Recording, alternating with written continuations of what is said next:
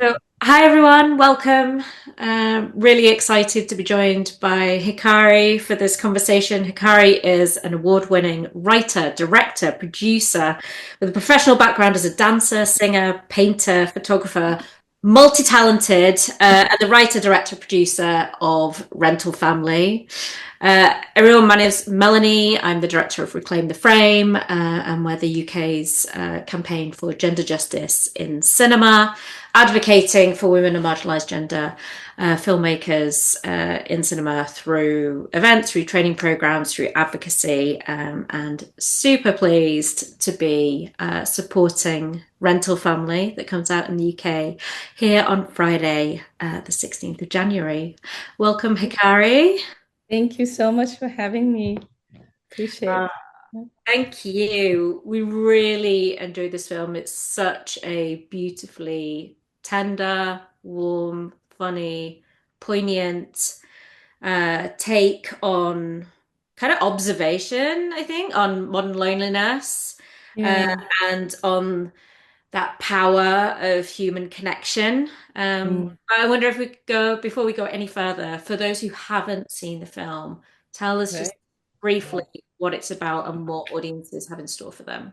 The Lentils family is set in Tokyo. It's about this American actor who is kind of struggling to find a purpose in life until he meets a rental family agency and start working for them.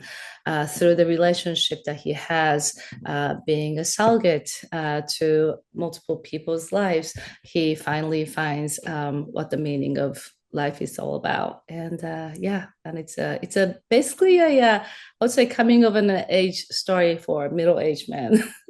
But yeah. And tell us, Hikari, where did your interest in this Mm, rental families come from? And maybe if you could just share with us a little bit about the kind of research that went. sure. Sure, absolutely. There's so the idea of rental family, I knew there was something similar that always existed in Japan. But when I find out that actually people pretend to be somebody else or family members and get involved with complete strangers' lives, I knew that there's something beautiful story that I could potentially create from. But then I really wanted to find authenticity in the story. So as you said, we dug in to do all the researches. And then the question really arose while I was doing this, like, why this business exists only in Japan, right? What kind of people use this service and who provides these services?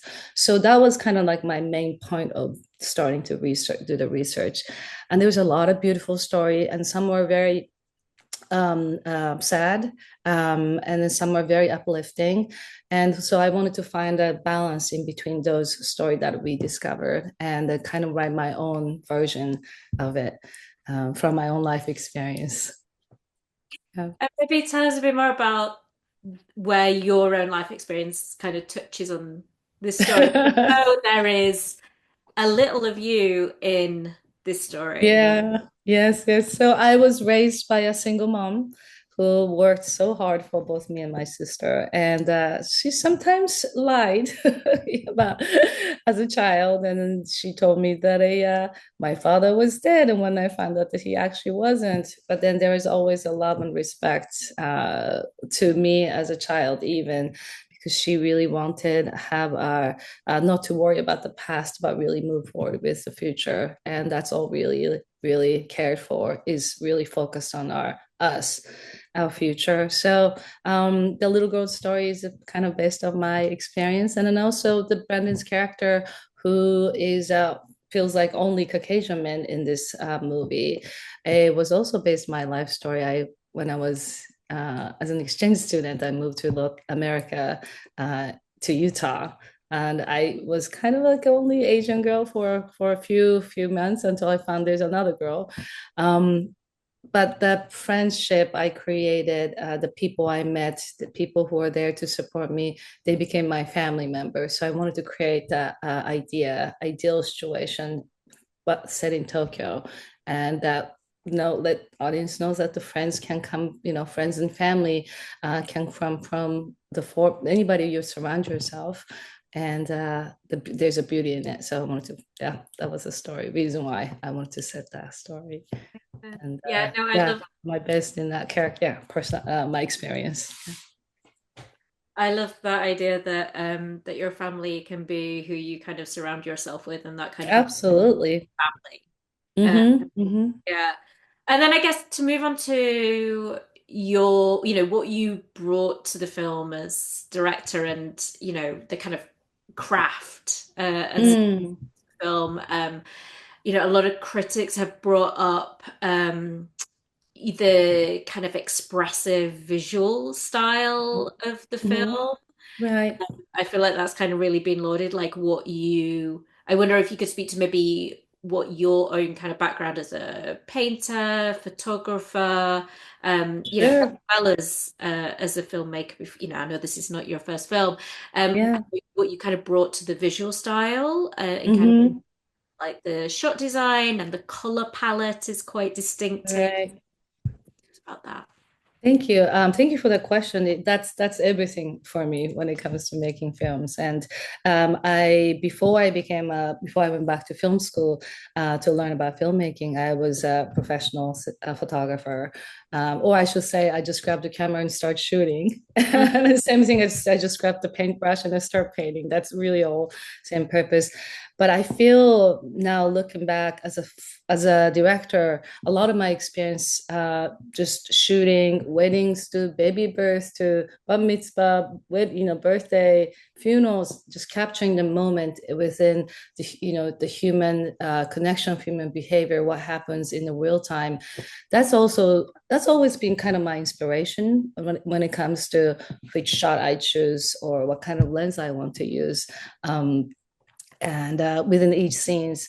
And the color, I think ever since I was a kid, I always did a little doodling. And when I went to undergrad, I studied art. Oil painting was my favorite things to do. So I am very sensitive with the color. And so when I look at the image, when you see the movie, kind of have this color palette. It starts with a little bit of on the blue tone.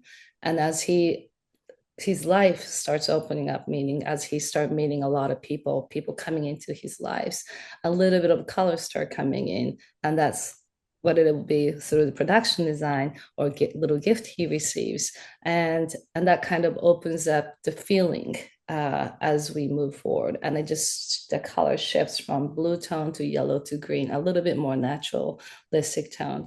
I think those are things that I really thought through before we even went to production. So when we're looking for locations and doing location scouts, what would make most sense in this particular scene? What kind of buildings behind them as they're having conversation, and what it looked like if I were to have a character sit in front of it. So those are the things that I really I had my assistant directors just sit in front of it, make sure I take a picture to make sure it all makes sense. And yeah, I really want to bring the audience to the life of Philip and then the other characters. Uh, not not too much to put on, say this is how you feel, but really genuinely, if they feel a certain way, uh, as if they're the main character, Brendan's character, going through this life. Then what did that look like? So those are things that I tried to focus while I was doing writing to pre-production, doing pre-production of the film. I love that we got you here talking about the kind of expressiveness of the color in the film whilst Mm. sat in front of this beautiful, vivid painting behind you. So your love of color is coming through. Um, Thank you. Tell us a bit more about filming in Tokyo. It's a Yeah. Oh very, my. very busy place. Like, how was that?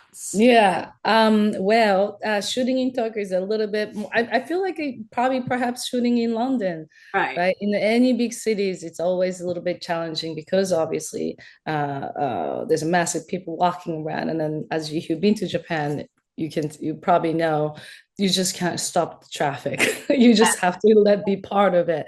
And so shooting in Japan is very much that. If the neighbor says you can't shoot because my kids are crying, please stop. We have to stop because there's that honoring system.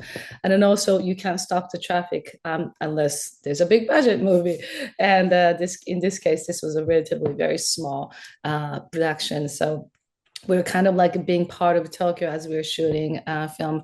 But I think when the obstacle happens, you just kind of go with it. Well, if I were to have 1,000 extras, I have to pay a lot of money. But why can't we use this, free extras to benefit the image of the individual moments? So I always find that as challenging, but also it's exciting.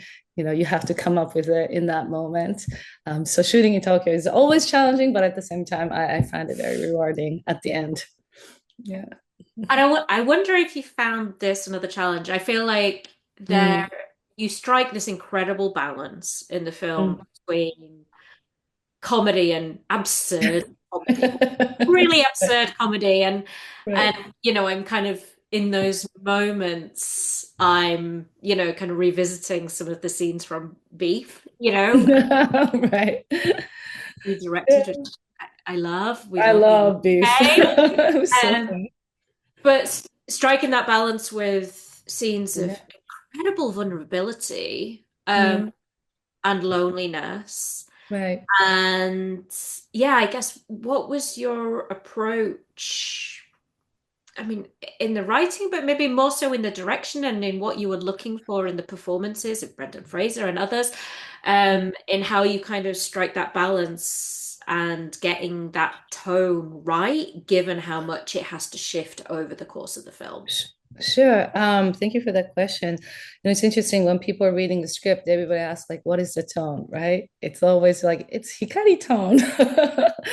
I don't quite know how to express it, but I think how I did, and it's probably the same approach as Beef too, was you can't really, to me, playing comedy becomes very emotionally detached myself when I watch people trying to be funny.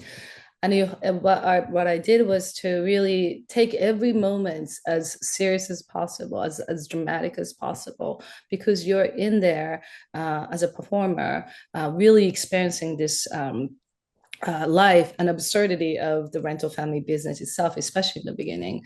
And when you watch it, if you see Brendan's reaction, he's in there just really trying to figure out what is happening, right? So for me, those are just really simple. The notes or simple conversation we had is just let's just take full as honest as however you would feel if you were to be in this moment, and don't play anything over. Let's see how you feel. And Brendan just kind of gave the honest reaction to what he was actually seeing in front of his eyes, which worked out perfect.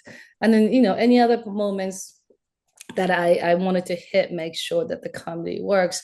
I picked certain lenses where the camera is going to be, how I pushed in, with the dolly, how the coverage is going to work. Those are the things that I played a little bit more, at the end. I don't want to break the We don't story. want to give away Yeah, the ending, I know, but yeah, yeah. I won't tell everything. But those are the things that I usually, between the performance and then the camera position to camera lenses, are the one that I think deeply when it comes to how we differentiate those moments. No, honestly, congratulations. Thank you, You've been Melanie. longlisted. You've been longlisted Ah, director at the thank you. BAFTAs. So You've been grateful. longlisted for a film not in the English language. And Thank you. as I said at the beginning, we're really excited for the film to reach UK audiences. Friday, Me too. so Arigato. wide release. And yeah, so just to wrap up, if I can just finish by asking you what it means for the film to reach UK audiences and what you hope for them to take away from it. Thank you. Well, I always loved visiting London, and I just really tell a story. that has, very far away from where you guys live, but bringing that life to you. And what is it like to be in Japan? I hope that I'll be able to give you a couple hours of little escape to Tokyo, and as well as just kind of, I hope I'll be able to, the movie will be able to provide a moment, reflect and really think about, who we're surrounding ourselves. And if you happen to going through some hard time, don't be afraid to reach out. You will be surprised how many people are there to help you. And as well as, if you're having a problem with a family member, challenging, your friends are your family. And we just have to be open to it. And so let's appreciate what what we have in our lives. And if you think of somebody, pick up a phone and then give them a call rather than text. Connection is always important. So let's start from here.